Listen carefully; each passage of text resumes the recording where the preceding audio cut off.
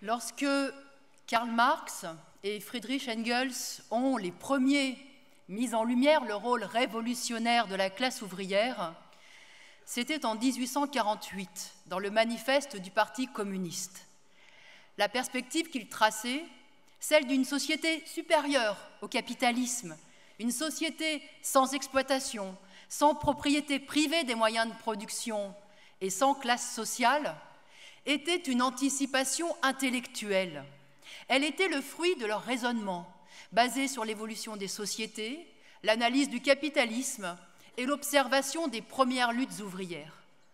La révolution russe de 1917 donna corps à cette perspective. En effet, il y a 100 ans, le 25 octobre 1917, les travailleurs et les paysans russes renversèrent le gouvernement bourgeois et s'emparèrent du pouvoir. Ce n'était pas la première révolution ouvrière, loin de là. En mars 1871, il y avait eu l'expérience fantastique de la Commune de Paris, où le petit peuple, arrivé au pouvoir presque par accident, avait pris la société en main et l'avait réorganisée à sa façon, dans l'intérêt des plus pauvres. Les communards inventèrent alors une administration et un État à leur image, avec des élus choisis parmi les petites gens, parmi les ouvriers, les artisans, payés au salaire moyen, révocable à tout moment. Mais l'expérience révolutionnaire de la Commune se limita à Paris et ne dura que 3 mois. En 1917, en Russie, les exploités parvinrent cette fois à prendre le pouvoir et à le conserver à l'échelle d'un pays immense, peuplé de 160 millions d'habitants. Et pour la première fois, un pouvoir levait le drapeau du renversement du capitalisme à l'échelle mondiale et œuvrait pour la construction d'une économie rationnelle et planifiée à même de répondre aux besoins de toute l'humanité, une société communiste. Cette révolution est pour nous bien plus qu'une page d'histoire enthousiasmante. Elle est la preuve vivante que les opprimés sont capables de prendre le pouvoir et qu'au pouvoir, ils peuvent transformer en profondeur la société et ouvrir une nouvelle ère pour l'humanité. Et cela doit conforter évidemment tous ceux qui aspirent aujourd'hui à changer le monde.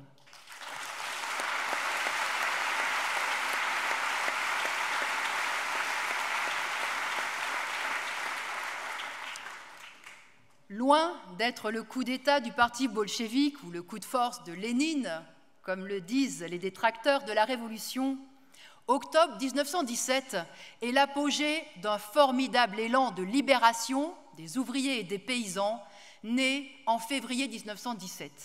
Alors, revenons un peu en arrière. Tout commença le 23 février 1917, le 8 mars dans le calendrier occidental, dans la capitale de la Russie tsariste, aujourd'hui Saint-Pétersbourg. Depuis plus d'1 mois, l'agitation montait dans les différentes usines de la ville. Les travailleurs étaient à bout, après 3 années de guerre et de privation. Le 23 février, journée internationale des droits des femmes, les ouvrières des usines textiles se mirent en grève pour protester contre le nouveau rationnement du pain. Elles entraînèrent les métallos des usines voisines. Alors qu'il n'y avait eu aucun appel à la grève ce jour-là, il y eut 90 000 grévistes avec des manifestations et des meetings dans les principaux quartiers ouvriers. Ce fut le début de la Révolution. Pendant les 4 jours qui suivirent, les grèves, les manifestations et les combats de rue se multiplièrent. Le mouvement se transforma en insurrection politique. Les ouvriers ne revendiquaient plus seulement du pain, ils exigeaient la fin de cette guerre terrible menée pour les visées impérialistes du tsar et de ses alliés. Ils voulaient la fin du régime tsariste. Contre la police qui tirait sur la foule, ils s'armèrent. Ils allèrent au contact des soldats cantonnés dans la capitale pour les convaincre de ne pas tirer sur leurs frères et ils les rallièrent à la Révolution. Le 27 février, la capitale était sous le contrôle des ouvriers et des soldats mutinés. Avec quelques jours de décalage, Moscou puis les villes de province suivirent l'exemple et le 3 mars, le tsar abdiqua. Quelques jours suffirent donc pour faire tomber Nicolas II au pouvoir depuis 20 ans et sa dynastie vieille de 3 siècles.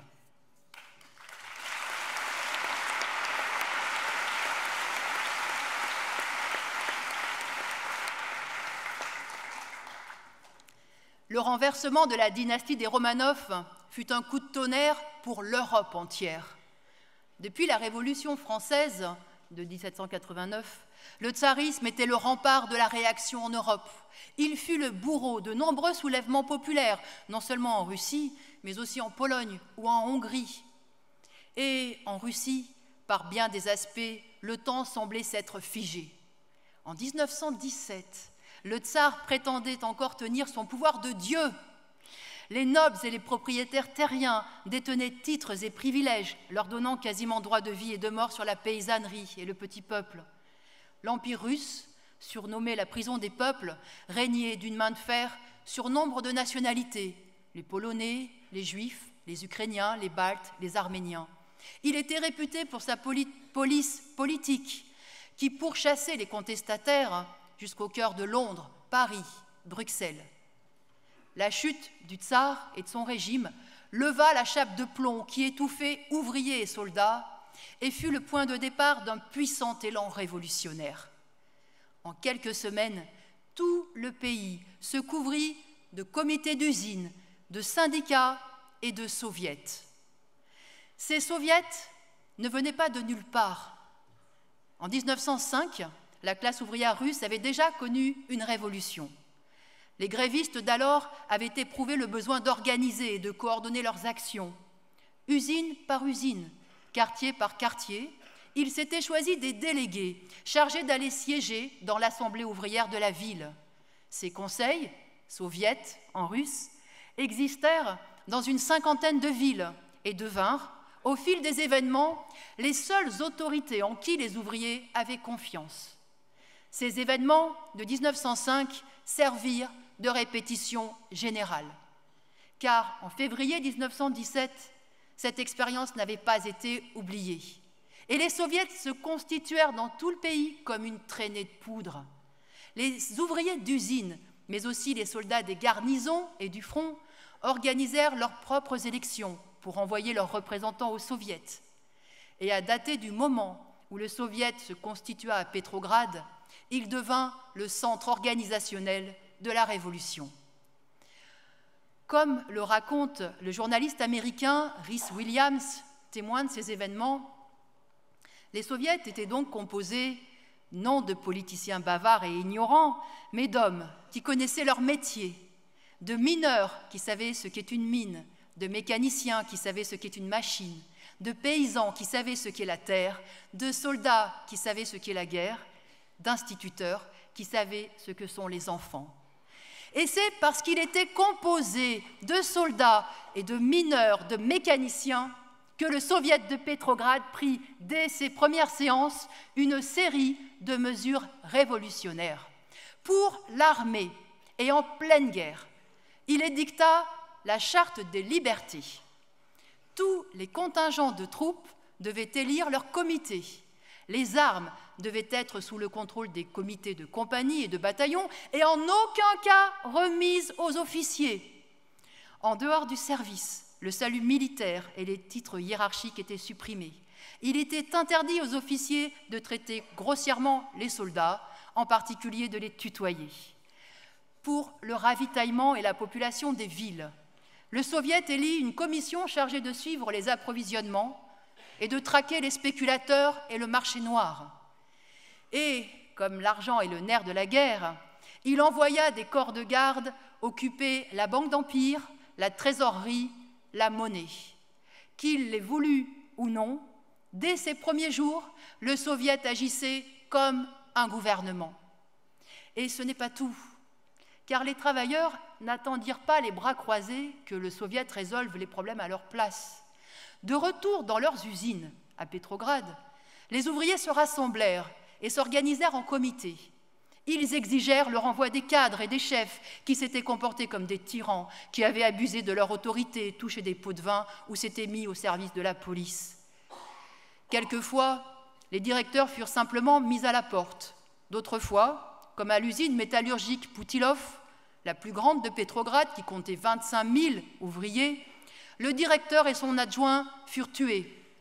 À l'usine Baranovski, 25 membres de la direction furent licenciés par les ouvriers et 18 furent exhibés.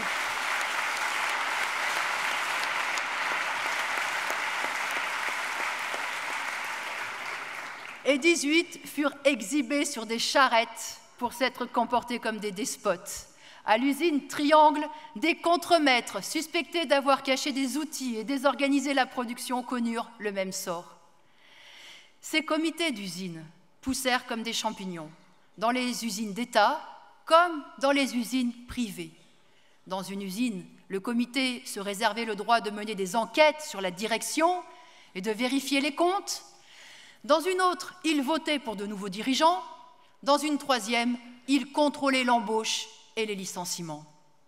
Certains comités d'usine se cantonnèrent à des fonctions syndicales, d'autres allèrent jusqu'à diriger eux-mêmes l'entreprise.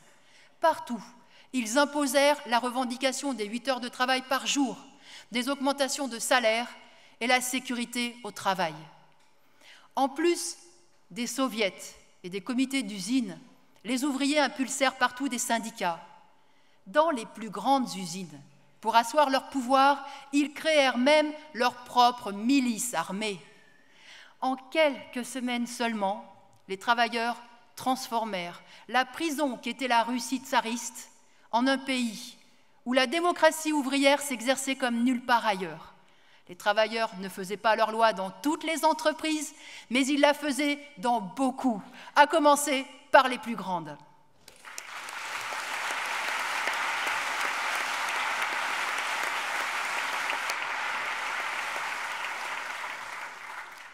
Cela fait 100 ans que ces événements se sont produits et ils nous parlent.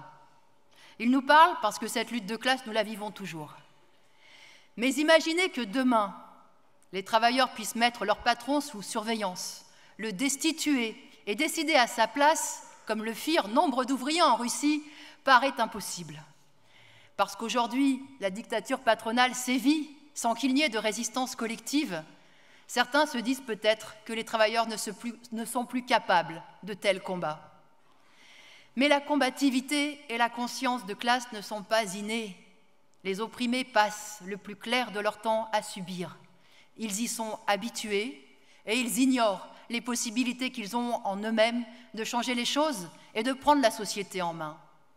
Le pouvoir des classes dominantes repose sur des réalités matérielles et sur tout un arsenal répressif, des lois, la police, la prison, un appareil d'État qui impose de respecter l'ordre social tel qu'il est.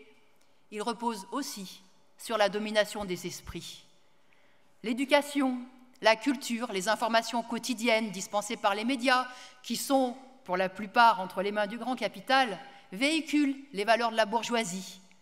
Le mérite, la réussite individuelle, la soumission à l'argent, le conformisme social, l'acceptation de l'ordre établi. On nous explique que l'exploitation est dans l'ordre des choses, et certains la voient même inscrite dans une prétendue nature humaine. On nous dit encore que la société capitaliste n'est peut-être pas la société idéale, mais que c'est la moins mauvaise. Et de fait, l'exploitation est socialement admise, et les moments de révolte sont forcément des exceptions. Bien sûr, quand on met en parallèle ce qui se passe aujourd'hui et ces premières semaines de révolution, la combativité et la conscience du monde du travail actuel apparaissent loin, très loin de celles des ouvriers russes de 1917. Mais en réalité, on ne peut pas comparer. Les révolutions sociales sont des événements rares et c'est une fois enclenchées qu'elles transforment ceux qui les font. C'est évidemment difficile pour nous de l'imaginer, mais ceux, ici, qui ont vécu des grèves marquantes peuvent en avoir une idée, car dans la lutte, ils ont vu des camarades de travail se transformer sous leurs yeux. Ils ont vu ceux qui avaient encaissé les coups de la direction en serrant les dents, laisser éclater leur colère et devenir les plus déterminés de la lutte. Ils ont vu des travailleurs qui avaient des préjugés racistes ou machistes se battre au coude à coude avec les travailleurs immigrés et les ouvrières. Ils ont vu les taiseux prendre la parole en assemblée générale. Ils ont vu ceux qui ne s'occupaient jamais ni de syndicats ni de politique s'impliquer dans le comité de grève, s'affronter aux forces de police ou aux nervis patronaux et être prêts à occuper l'usine nuit et jour. Alors, imaginez ce qui peut se passer dans la tête de travailleurs quand ils se rendent compte qu'ils sont des millions à être enfin prêts à ne plus se laisser faire. Ils ne voient plus les choses de la même façon. La société n'est plus cette fatalité qui nous écrase, elle devient une réalité sur laquelle on peut agir.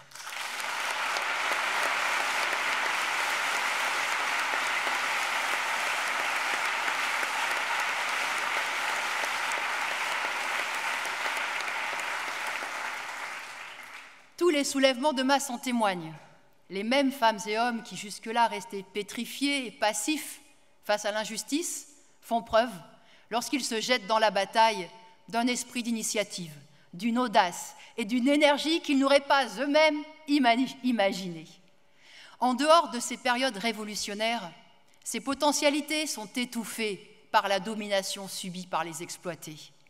C'est vrai pour le monde du travail aujourd'hui, et il en allait de même pour les ouvriers et les paysans russes avant qu'ils se jettent dans la révolution, parce qu'il ne faut pas les idéaliser. Avant que leur vie et leur conscience ne soient bouleversées par l'insurrection de février, ils ressemblaient par bien des aspects au monde ouvrier actuel. Après des journées de travail de 10 ou 12 heures, combien d'ouvriers russes noyaient leur fatigue dans la vodka ? Combien se vengeaient sur leurs femmes et leurs enfants des humiliations quotidiennes qu'ils subissaient? La jeunesse russe n'était pas accro aux spectacles de télé-réalité ou aux jeux vidéo. Il n'y avait ni télévision, ni même souvent l'électricité. Mais elle l'était aux sermons des prêtres de l'Église orthodoxe qui leur inculquaient l'amour du tsar et de la patrie éternelle. Elle l'était aux coutumes qui intégraient la soumission à un ordre barbare et injuste. Elle l'était aussi aux préjugés contre les autres nationalités, contre les Asiatiques, contre les Juifs. La combativité de la classe ouvrière russe connut, elle aussi, des hauts et des bas. Il y avait eu, bien sûr, l'expérience extraordinaire de la Révolution de 1905. Mais la défaite et la répression avaient aussitôt laissé place à une profonde démoralisation qui frappa jusqu'aux milieux les plus militants. Et en août 1914, bien des travailleurs applaudissaient aux manifestations patriotiques et guerrières orchestrées par le pouvoir tsariste. Et il fallut du temps pour que la révolte éclate. Plongé dans l'enfer de la guerre, le peuple russe supporta l'insupportable pendant 3 longues années. En février 1917, la Russie comptait déjà près de 2 millions de soldats tués. Il y avait 3 millions de blessés. Les troupes qui étaient envoyées sur le front l'étaient sans armes. Autrement dit, les paysans étaient littéralement menés à l'abattoir par des officiers incapables et méprisants. Et ce n'était pas beaucoup mieux à l'arrière, où les paysans et les ouvriers subissaient la faim, le froid, les accidents du travail, pouvaient être arrêtés et battus comme des bêtes de somme. Alors, qui aurait dit que la révolution éclaterait en février 1917 ? Personne, et pas même ceux qui l'espéraient de tout leur être. Lénine, qui était alors en exil en Suisse, tint une conférence le 22 février 1917, où il expliqua, en substance, que sa génération ne verrait sans doute pas la révolution et que cette tâche reposerait sur une génération nouvelle. Et quelques jours après, la révolution éclatait en Russie.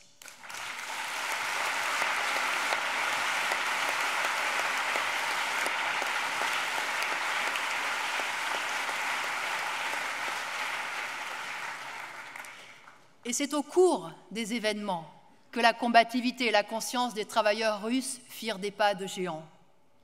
Avec la chute du régime tsariste, ils découvrirent qu'ils n'étaient pas voués à servir de chair à canon ou de chair à profit, et qu'ils pouvaient décider de leur vie.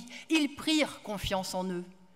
Des millions de femmes et d'hommes qui, en temps normal, se désintéressaient de la politique et des affaires de la société, se lancèrent à corps perdu dans l'action. Tout le monde se sentait concerné, voulait savoir, se faire une idée et participer. À partir de février, et ce pendant des semaines, il y eut des meetings à tous les coins de rue, des attroupements permanents. Comités d'usines et soviets se réunissaient quotidiennement.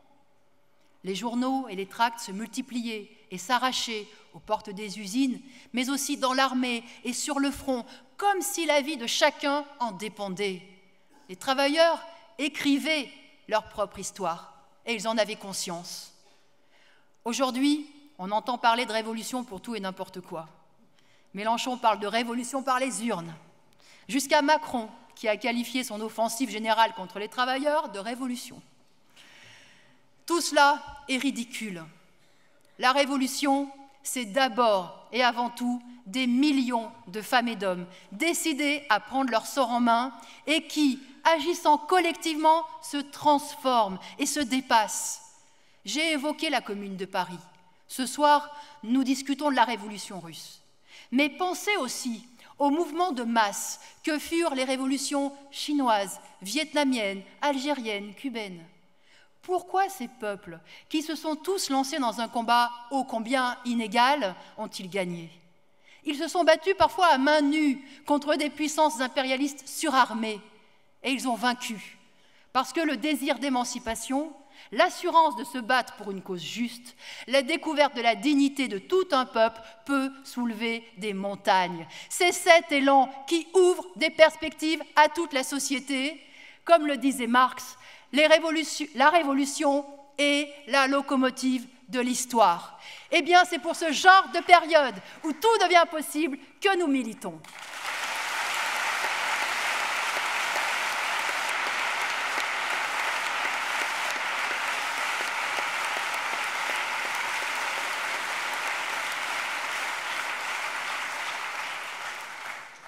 Nous voulons construire un parti révolutionnaire, car nous savons que dans ce genre de période, celui-ci est décisif. En Russie, sans le parti bolchevique dirigé par Lénine, les travailleurs ne se seraient pas emparés du pouvoir. En février, et je le répète, en pleine guerre, les masses furent capables d'un tas de choses. Manifester, faire grève, dévaliser les commissariats, s'armer, jusqu'à faire tomber le tsarisme. Elles commencèrent même à construire leurs propres organes de pouvoir à travers les soviets. Mais la bourgeoisie réussit à conserver le pouvoir d'État. Le jour même où le soviet de Pétrograd se réunit pour la première fois, des politiciens de l'Ancien Régime, des banquiers, des hommes de loi, des professeurs proclamèrent de leur côté un gouvernement provisoire. Ils s'assuraient le soutien de l'état-major et s'emparaient des ministères et de tout ce qui restait de l'appareil d'État. Ce gouvernement usait des mots et des symboles révolutionnaires, mais il ne désirait qu'une chose, enterrer la révolution, rétablir l'autorité des officiers et des généraux dans l'armée pour continuer la guerre, rétablir l'ordre bourgeois dans les usines et même restaurer la monarchie. La composition de ce gouvernement parle d'elle-même.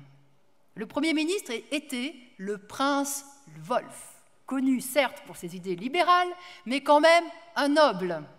Le ministre de la Guerre était président du comité des industries de guerre, autrement dit, porte-parole des industriels russes, qui avaient tout intérêt à la poursuite de celle-ci. Le ministère des Finances échut à un grand propriétaire de domaines agricoles et de raffineries sucrières. Pour une révolution faite par un peuple désirant balayer les vestiges féodaux, arrêter la guerre et distribuer les terres aux paysans, c'était plutôt mal parti. Le véritable chef de ce gouvernement était Milioukov, professeur d'université et dirigeant du parti de la grande bourgeoisie, les cadets. Il était assez rompu à l'art politique pour se doter d'une caution socialiste et il confia le portefeuille de la justice à Kerensky, un avocat lié au Parti socialiste révolutionnaire qui s'était taillé une réputation d'opposant dans la Douma tsariste. Kerensky était le seul ministre dans lequel les travailleurs pouvaient se reconnaître. Pour le reste du gouvernement, ce ne pouvait être que de la méfiance. Mais les travailleurs et les soldats l'acceptèrent parce que ce gouvernement autoproclamé était soutenu par les partis qui étaient alors les plus influents parmi eux, le Parti socialiste révolutionnaire et le Parti des Mencheviks. Les socialistes révolutionnaires étaient un parti historiquement implanté dans les campagnes et connu donc de la paysannerie pour vouloir distribuer les terres aux paysans. Le Parti menchevik, lui, était né d'une scission avec les bolcheviks en 1903. Il se revendiquait des idées de Marx, mais il se distinguait des bolcheviks, le parti de Lénine, par sa volonté de tisser des alliances avec la bourgeoisie. Tout au long de l'année 1917, les socialistes révolutionnaires et les mencheviks se mirent à la remorque de la bourgeoisie. La Russie, agricole aux 3/4 et encore dominée par nombre de propriétaires terriens, n'en était qu'au tout début de son développement capitaliste. Alors pour eux, la révolution devait être, comme la Révolution française de 1789, une révolution bourgeoise, et elle devait porter donc la bourgeoisie au pouvoir. Cette question du pouvoir est le nœud de toutes les révolutions. La révolution est une période où les classes sociales, les exploités et leurs exploiteurs s'affrontent pour la direction de la société. En février, la question qui se posait était de savoir qui devait diriger la société. Est-ce que cela devait être les capitalistes et les grands propriétaires terriens avec le gouvernement provisoire, ou les travailleurs, les ouvriers et les paysans pauvres avec les soviets?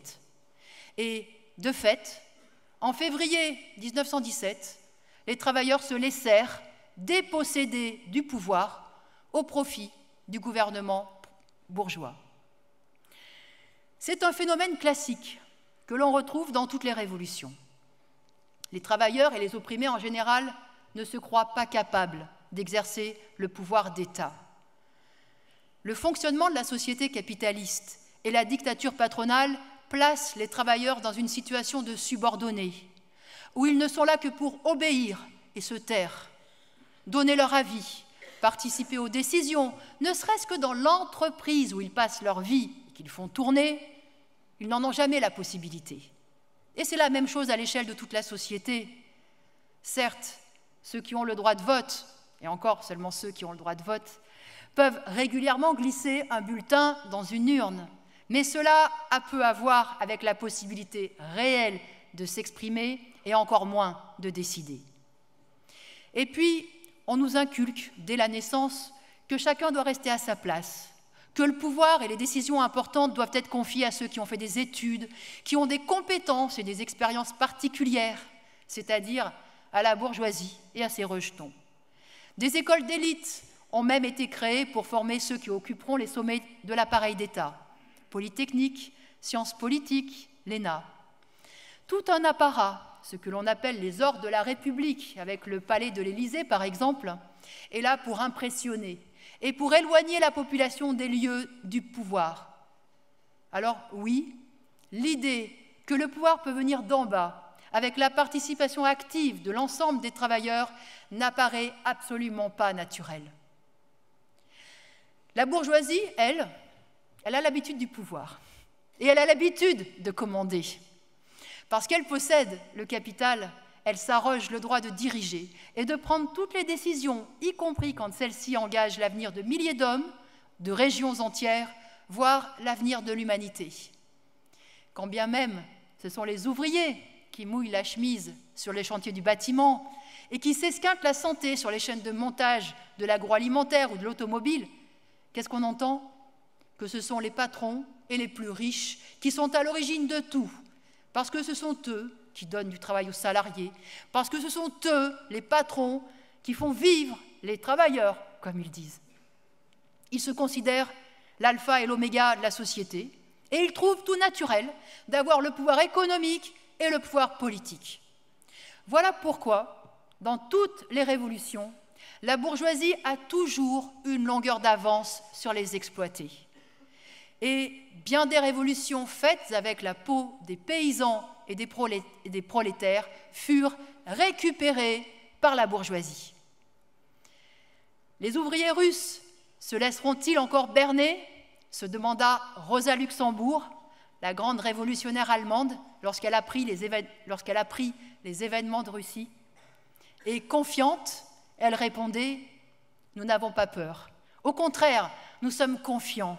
Les expériences douloureuses de leur propre classe les auront assez éduqués pour qu'ils ne laissent pas à la bourgeoisie les fruits d'une victoire qu'ils ont eux-mêmes remportée, quelle que soit l'âpreté et la durée des luttes qu'il en coûtera. » Oui, Rosa Luxembourg pouvait avoir confiance, parce qu'il y avait en Russie un parti pour mener ce combat, le parti bolchevique.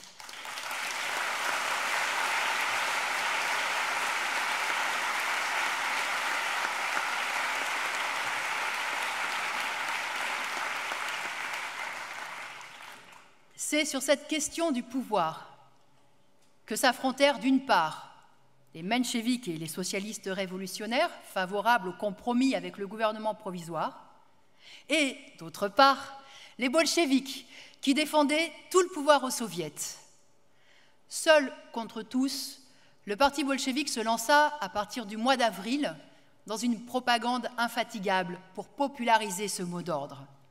Il fallait, comme le dit alors Lénine, expliquer patiemment, aider les travailleurs à tirer les conclusions politiques de leur expérience et des différents événements pour qu'ils comprennent la nécessité de renverser le gouvernement provisoire et de prendre tout le pouvoir au travers des soviets. Les 8 mois qui séparent février d'octobre furent en effet l'occasion d'une politisation accélérée des masses. Les soviets connaissaient une activité intense, prenant 1001 initiatives et discutant passionnément de toutes les questions politiques. Les décisions du gouvernement bourgeois étaient passées à la loupe, commentées, critiquées. La question de la paix, qui avait été un puissant ressort des journées de février, était le point crucial. La paix était attendue, et on découvrait que le gouvernement s'engageait auprès du gouvernement français pour continuer la guerre et se partager les conquêtes en cas de victoire. Pire, il se lançait dans de nouvelles aventures militaires alors que les soldats qui ne voulaient plus monter au front désertaient en masse. Les travailleurs réclamaient du pain, mais le gouvernement se montrait incapable d'en donner parce qu'il se refusait à prendre des mesures radicales contre les spéculateurs. Les paysans voulaient la terre, mais on leur demandait d'attendre l'Assemblée constituante, et quand ils voulaient s'emparer eux-mêmes des terres qu'ils cultivaient, le gouvernement leur envoyait la troupe. Les bolcheviks étaient les seuls à dénoncer le gouvernement, les seuls à mettre en avant le mot d'ordre de tout le pouvoir aux soviets et à apporter une issue à une situation qui semblait pourrir sur pied. C'est ainsi que, minoritaires en mars dans les soviets, ils se firent connaître, y compris des soldats et des paysans, et furent de plus en plus écoutés. De jour en jour, il devenait plus évident que le gouvernement jouait double jeu et que les promesses des mencheviks et des socialistes révolutionnaires ne valaient rien. Ces derniers avaient beau tenter de concilier les positions du gouvernement avec celles des soviets, l'affrontement devenait inévitable, car le compromis qu'ils prônaient reposait une illusion. Il ne peut pas y avoir de convergence d'intérêts et de partage du pouvoir entre la bourgeoisie et le prolétariat, entre les exploiteurs et les exploités. L'existence des soviets et des comités d'usine était intolérable pour les classes possédantes.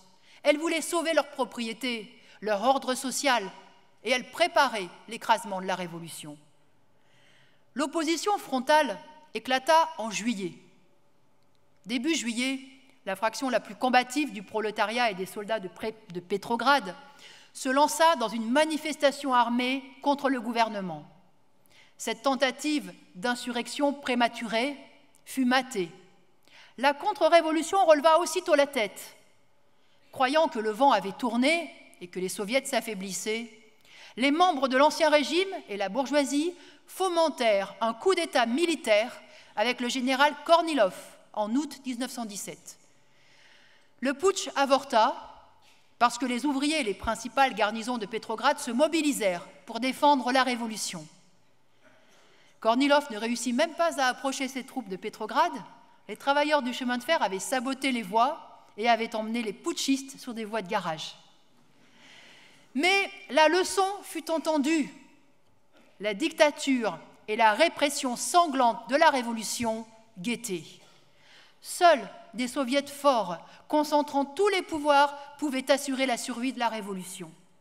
Ces nouveaux événements donnaient raison aux bolcheviks et ils les renforcèrent considérablement.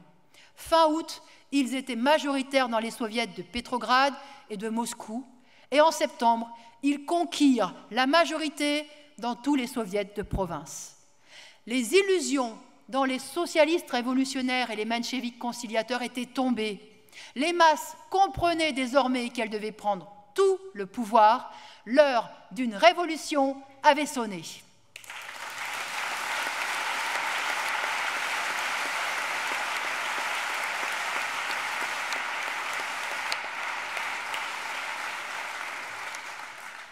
Dans la nuit du 24 au 25 octobre, les ouvriers en armes, aidés des marins et de quelques régiments, organisés dans un comité militaire révolutionnaire, s'emparèrent du téléphone, de la poste, des imprimeries, des gares, des ponts, de la Banque d'État. Au matin, ils étaient maîtres de la plupart des bâtiments publics. La nuit suivante, le palais d'hiver, siège et dernier baston du gouvernement provisoire, fut occupé et les ministres arrêtés. Le soir du 25 octobre, alors que se réunissait le second congrès des soviets de toute la Russie, le pouvoir revenait entièrement aux soviets. L'insurrection sanctionnait, ce qui était un fait depuis des semaines. Le gouvernement avait perdu la confiance des ouvriers et des soldats. Plus personne n'obéissait à ses ordres ni à ceux de l'état-major. Le gouvernement n'était plus qu'un gouvernement fantôme. C'est ce qui explique qu'à Pétrograd, l'insurrection ne fut qu'une formalité militaire et ne fit quasiment pas de morts. Techniquement, militairement, l'insurrection d'octobre fut exécutée par une minorité d'ouvriers et de soldats. Mais elle ne fut pas un putsch, comme voudraient le faire croire les détracteurs des bolcheviks. Ou alors, ce serait un putsch d'un genre complètement inédit. Parce que l'insurrection d'octobre fut ouvertement annoncée, largement débattue et même soumise au vote. Tout au long du mois d'octobre, il n'était plus question que de l'insurrection. Quand les mencheviks et les socialistes révolutionnaires la rejetaient, les bolcheviks distribuaient des tracts, organisaient des meetings pour en expliquer l'urgence. Les colonnes des journaux étaient remplies de pour, de contre. Et c'est sur cette question de savoir s'il fallait, oui ou non, remettre tout le pouvoir aux soviets et renverser le gouvernement provisoire, que se faisaient toutes les élections dans les soviets. Voter bolchevique, c'était voter pour l'insurrection. Et semaine après semaine, les soviets votèrent massivement pour les bolcheviks. Alors oui, octobre fut bien l'insurrection des masses, une révolution, en ce sens que l'immense majorité des travailleurs et des soldats en avaient compris la nécessité, la soutenaient et l'attendaient.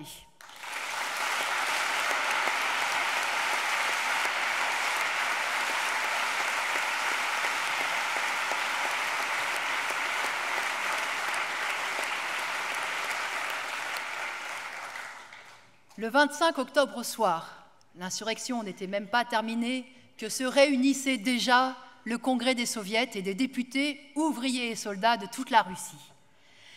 Comme le raconte Trotsky, ce n'étaient pas des députés bien habillés, fleurant le parfum à la mode. C'étaient des ouvriers du rang, des soldats en grossier uniforme, des paysans barbus. Et c'est sans doute pour cela qu'ils firent ce qu'aucun gouvernement n'avait encore jamais fait dans l'histoire. Ils traduisirent immédiatement en actes les aspirations des opprimés. Aussitôt proclamé, le gouvernement soviétique signa les décrets principaux qu'attendaient les opprimés depuis 8 mois et que le gouvernement s'était toujours refusé à prendre. Il décréta l'armistice, dénonça les buts impérialistes de la guerre, publia les traités secrets et appela les peuples d'Europe à suivre l'exemple des travailleurs russes. Il décréta le partage des terres et encouragea les paysans à se les répartir afin de mettre fin au parasitisme des grands propriétaires terriens. En s'appuyant sur la mobilisation des travailleurs dans les usines et les quartiers populaires, Il organisa la production et le ravitaillement pour répondre aux besoins urgents de la population. Il imposa le contrôle ouvrier et expropria la bourgeoisie quand celle-ci ne voulait pas collaborer. Il décréta encore le droit pour les nationalités qui étaient sous domination de l'Empire russe de se libérer et d'être indépendantes si elles le décidaient. Il légalisa le divorce et il déclara non seulement l'égalité des droits aux femmes, mais il fit tout son possible pour les libérer des tâches domestiques et les associer à tous les niveaux du pouvoir. Aucun autre gouvernement prétendument démocratique n'a réalisé ne serait-ce que la moitié de cela. Pour cela, il fallait que surgisse un pouvoir d'un genre nouveau, un pouvoir dirigé par les exploités pour les exploités.